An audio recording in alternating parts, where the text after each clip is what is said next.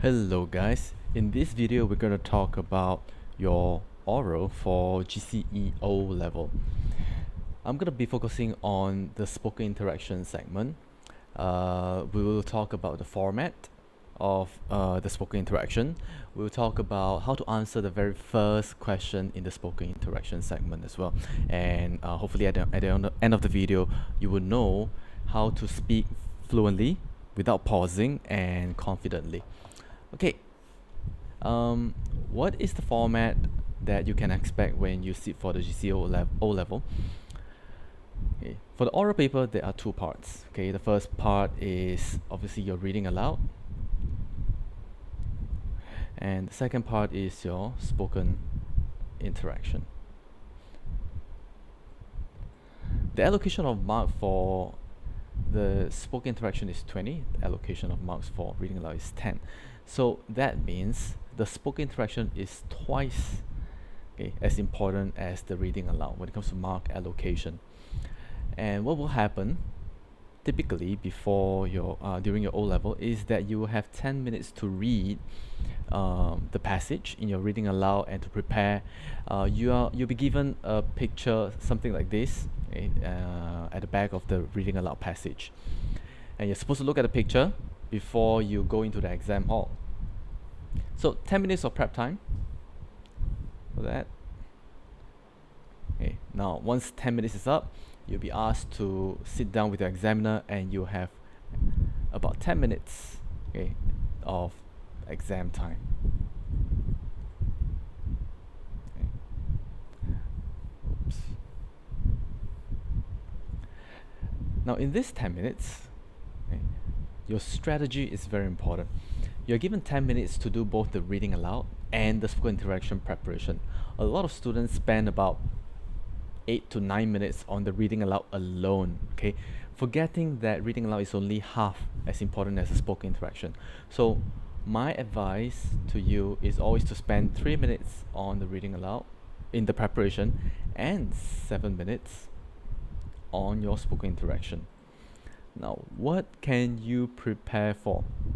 To know what to prepare for, you must first know what kind of questions to be expected. Let's have a look at this picture briefly. We'll come back to it in a minute, but just visually look at it. Now, you will not get a question while you're preparing. You only get a question when you are sitting down for the exam, sitting down with the examiner. But for the purpose of this practice, I will show you the 3 questions you'll be asked. Okay. Now, the first question is, what is happening in this picture and how does it make you feel? This question is related to the picture. And that is true for all the question ones in all spoken interaction. It is always related to the picture. The second question, what are some of the ways the elderly can spend their time productively? This question, it has moved away from the picture. So you no longer have to rely on the picture, you no longer refer to the picture. However, you will be asked to discuss some of the topics that are somehow relevant to the picture still. Now, the picture shows a group of elderly. That is why the theme of elderly is also here. So this is very, very heavily dependent on the theme that is in the picture. Yeah. Okay, this is more thematic. Now, your job is always to discuss, to list down things. Okay, in this case, they ask you to list down the ways people can spend time productively, the elderly. In some other questions, they could ask you about problems, benefits, solutions, factors, all sorts of things. The third question over here is even more unrelated to the picture given. Here it says, are people becoming more health conscious or less health conscious? Now the picture, I would say the most prominent thing about the picture is about elderly, but the third question is more about health consciousness. Yeah, not even about exercise, but a bit more general. So it's very, very difficult to predict this question. I will say this question almost always is argumentative in nature. You are supposed to take a stand. But for this video, we're just going to talk about the first question. Why? The first question is also the most predictable question. when you are sitting down in your 10 minutes of preparation, you should try to prepare for the first question, okay? Because it often revolves around the picture. Now, let's look at the preparation first. Okay, preparation. So, how do we prepare? Let's look at this picture. The first thing we want to do is to look at the themes involved here. Come up with about three keywords, okay, that can describe this picture. I would say the first one would be elderly. Second one could be exercise. Maybe third one could be teamwork. Now, there's no right or wrong answer, as long as you have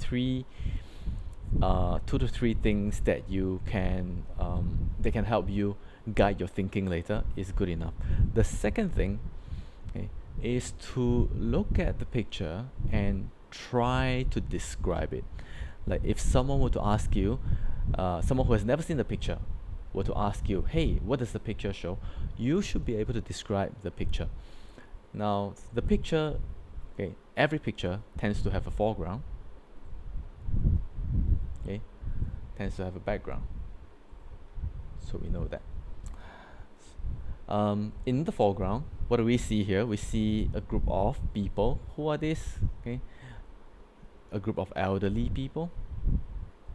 Okay, senior citizens. And can we describe them further? What do we think they're doing? Okay, look at what this guy is wearing. He's wearing a singlet.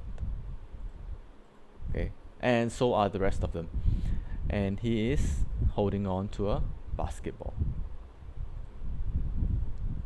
And look at their attire over here. They're all wearing socks and sports shoes.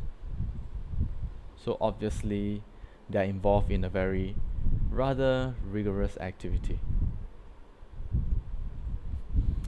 Okay, what is this guy doing over here? The guy in the middle, okay, in the foreground, what's he doing? He's extending his arm over here. Okay, I should put it here. Extending his arm,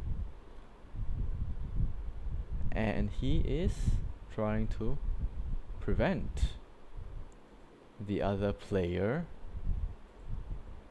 from shooting or scoring.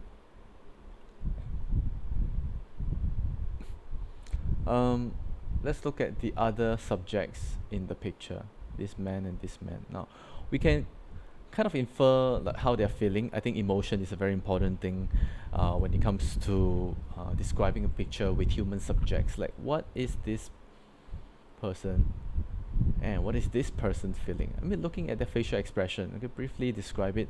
The facial expression, they probably look amused, entertained, and yeah, probably more of a positive emotion. They're enjoying themselves.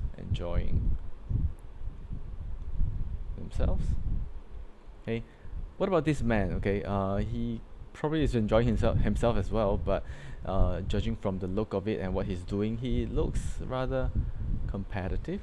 Okay, and this man, he seems to be older than the rest of them. You can tell from the color of the hair. Okay, I mean, you can probably also tell from like his muscles and his tone. He is very intent. His facial expression seems very intensely focused. Yeah, notice how there is a lot to analyze for a picture. Now, do not waste your 10 minutes just on the reading aloud alone.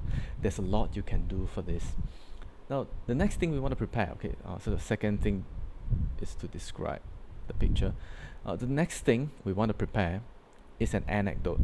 What's an anecdote? An anecdote is a short story that you can tell from your personal experience. The anecdote is going to be very important later on when you are trying to speak for as long as you can in question 1. Okay, so those are the 3 things you should do during the preparation. So let's go back to the question. What is happening in this picture and how does it make you feel? That's the question. How do we structure our response? Your answer should always follow a fixed response for question 1. It is a fixed structure. What can you do? Okay. When faced with this question, the first thing you want to do is to answer the question. Okay, probably you will say that I feel that this group of elderly men in the picture are very admirable. Probably. So answer the question like, how does it make you feel? I feel that they're very admirable. I respect them, things like that. And then, okay, you describe the picture briefly. Don't describe the picture first. Okay, you describe the picture before you go on to talk about other things. Okay, um, you describe the picture, okay, by saying this. Okay, first of all, if we look at the picture, it appears to show something. Yeah. And based on what we have done earlier and all this analysis, you can describe the picture pretty well. And next thing, find reasons to support your answer earlier. You did say that it is very respectable what they're doing, very admirable. Then support your answer. Why do you think so? Give one, if not two reasons to justify your view. Perhaps you can say something like, oh, okay, if we look at the people involved, they are all pretty old, and to maintain this kind of lifestyle, to be so fit for sports, for exercise at that age is quite a difficult thing to do. It requires a lot of discipline. So I think that's a great thing that they're doing. The second thing that we can say is that you see, old people tend to have a lot of free time. They may not have people to talk to most of the time. So this activity is very important to keep them sharp mentally, physically, because it's a very social activity. So give two reasons, hopefully. If not, no, just give one. And the last part is the second last part is your personal anecdote. This is your personal story. You will start your personal story saying things like, this picture reminds me of a time when I went out with my grandfather, okay, or my grandmother, my grandparents, okay, and then you talk a little bit of a story about that. So the story must be related to the theme of the picture, which is why when you're preparing your personal anecdote, you got to think about like what is related, like elderly. It has to hopefully revolve around exercise. I think the best case scenario, it will be involving elderly and exercise, okay, something that's super relevant to the picture. And the last thing, once you've shared your personal anecdote, think about a learning point. What have you learned about it? So I'm going to give you an example of how this can be applied, right? Let me quickly. Mhm.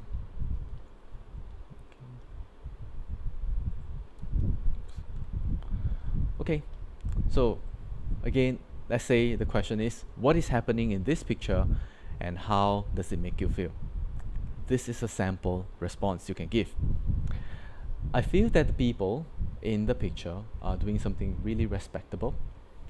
First of all, if we look at the picture, here we are describing the picture. First of all, if we look at the picture, it illustrates a group of 4 people. All of them are very elderly, playing a game of basketball in what appears to be a basketball court. The man in the foreground, one man in the foreground, okay, is holding on to the basketball, looking very intensely at probably the net and preparing to shoot. A few other players in the game seem very involved in the game. One of them is even attempting to prevent the man earlier from shooting and scoring. And they all seem to be enjoying the game a lot, okay, judging from their facial expression. So done. We're done describing the picture. Now, reasons to support your answer. I think what they're doing is really respectable because, firstly, at their age, it's very difficult to maintain that fitness level that's required for them to engage in very active sports like basketball. We do see a lot of elderly people doing things like Tai Chi or even line dance, but game that's as rigorous as basketball, okay, a lot of people just wouldn't associate that with the elderly. Now, the second reason is that these people seem to be making a great use of their time, judging from their age, okay, from how they appear. I will believe that they are all retired, and I think sports is a great way to keep retirees from getting bored, and it keeps them both physically and mentally fit. A basketball is a social game, so they're required to work with one another. I think that will really help them keep their boredom away.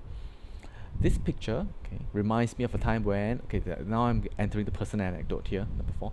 This picture reminds me of a time when I played a game of basketball with my grandfather himself. Okay.